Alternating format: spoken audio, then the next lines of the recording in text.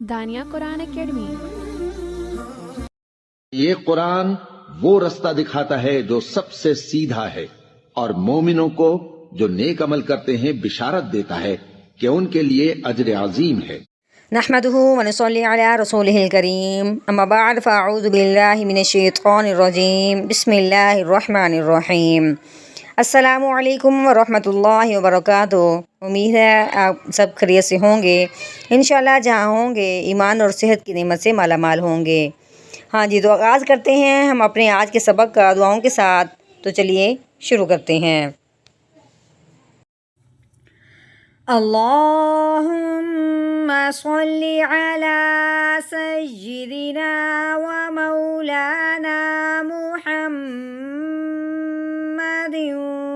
وعلی آل سیدنا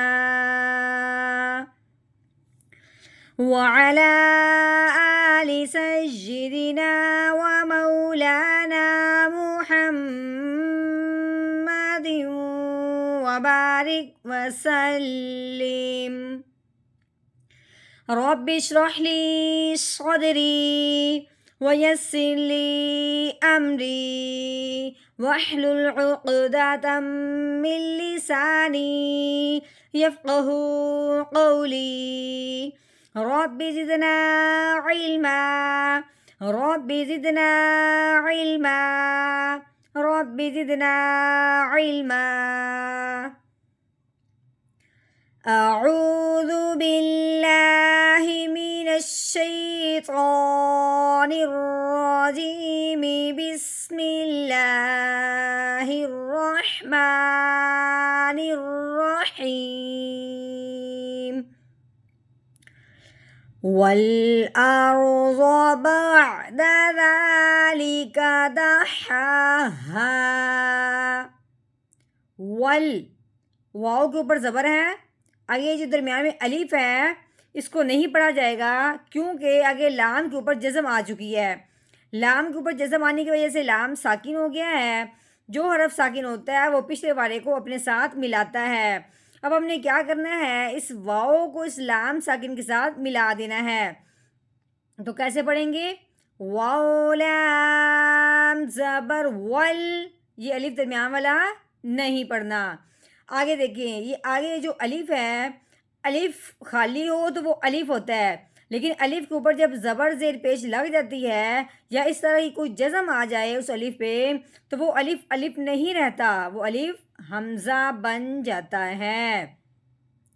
اب ہم نے کیا کرنا ہے، اس الف کے اوپر زبر لگنے کی وجہ سے اس الف کو حمزہ پڑھنا ہے، لیکن اس سے پہلے جب آگے دیکھیں، اگر را کے اوپر جزم آنے کی وجہ سے را ساکن ہو گیا۔ یہاں ایک اور بات سمجھنے والی ہے کہ را کے اوپر زبر ہو یا پیش ہو تو را موٹی پڑی جاتی ہے، را کے نیچے زیر ہو تو را باریک پڑی جاتی ہے۔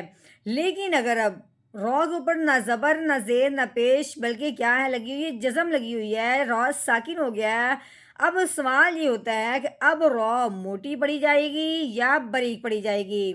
تو اس کو موٹا باریک سمجھانے کے لیے سب سے پہلے یہ جانیے کہ را کے اوپر جب جزم آئے تو را کو نہیں دیکھتے، را سے پچھلے حرف کو دیکھا جاتا ہے۔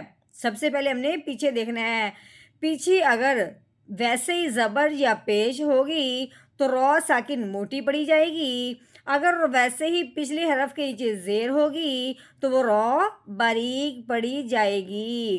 ایک اور بات، اگر را کے بعد والا جو حرف ہے وہ موٹا حروف میں سے کوئی موٹا حرف آ جائے، موٹے حروف میں سے کوئی موٹا حرف آ جائے گا، پھر ہم نے اس را کو موٹا پڑھنا ہے، را یعنی پر پڑی جائے گی۔ اب ہم نے کیا کرنا ہے، پیچھے دیکھا ہے را ساکن سے پیچھے بھی زبر ہے، یعنی کہ را کے موٹے ہونے کی جواز یعنی وجہ پائی گئی۔ آگے را ساکن کے بعد بھی موٹا حرف ہے، یہ یعنی کہ دونوں طرف سے را کے موٹے ہونے کی جواز پایا گیا، وجہ پائی گئی۔ اب ہم نے را کو پر یعنی کہ موٹا کر کے پڑھنا ہے۔ تو کیسے موٹا ہوگا؟ حمزہ را زبر آر، اس کی جو موٹے باریک کی بات ہے وہ فائنل آواز دیکھنی ہے، پہلے تو وہ را ہی پڑھا جائے گا، جو اینڈ والی لاسٹ فائنل آواز ہے وہ دیکھی جانی ہے، موٹی کرنی ہے یا باریک، وہ دیکھنا ہے موٹا باریک، ٹھیک ہے.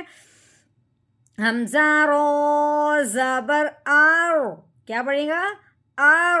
اکثر پڑھنے میں یہ غلطی کرتے ہیں کہ رو کے ساتھ حمزہ بھی موٹی کر دیتے ہیں، اور کر دیتے ہیں، اور نہیں، آر.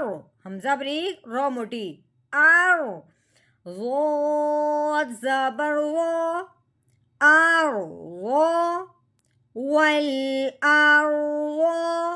ہاں جی آگے دیکھیے، با کے اوپر زبر ہے، آگے عین کے اوپر جزم آنے کی وجہ سے عین ساکن ہو گیا. ساکن ہونے کی وجہ سے اب ہم نے با کو عین ساکن کے ساتھ ملانا ہے. با عین زبر با. آگے دال کے اوپر زبر ہے، دال زبر دا، با دا.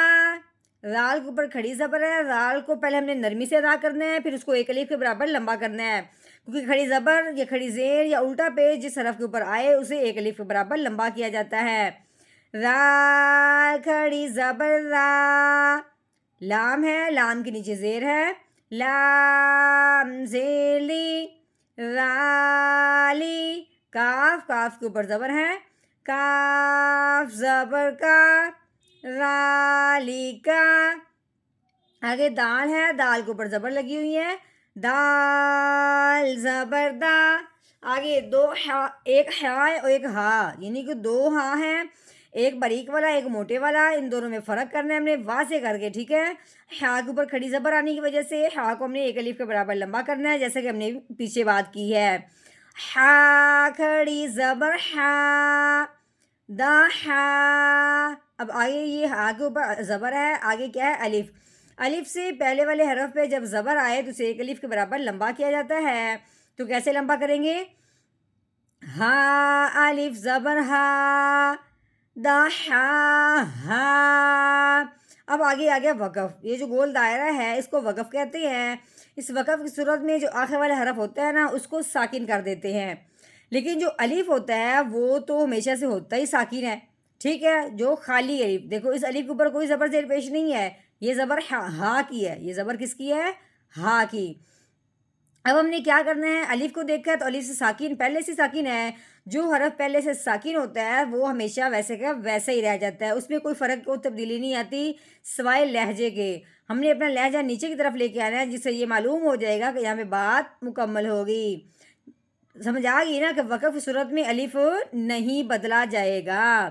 اب ہم نے کیا پڑھنا ہے آگے؟ وقف دا ہا ہا، دا ہا ہا، والأرض بعد ذلك دحاها.